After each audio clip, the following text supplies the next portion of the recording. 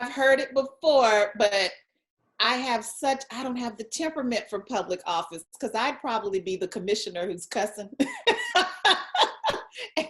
and then and then saying, "Oh, I'm sorry," because that kind of thing. But I think we can all do our part wherever, in whatever position that we are in. I have spent my life, my professional career, doing my part as an educator, trying to educate those who want to go in those positions. And who knows, if the opportunity presents itself, I wouldn't shy away from public office.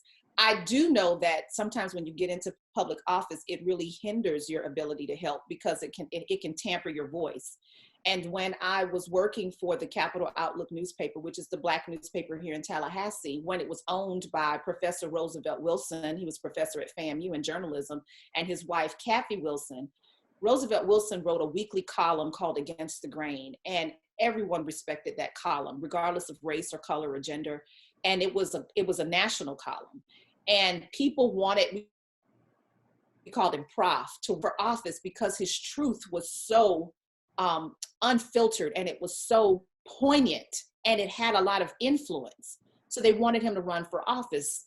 And Prof wrote a column and explained why, if he were in a public office, a public position, he would not be able to do the things he did freely as the publisher and owner of his own newspaper, because he had total and complete control of his voice.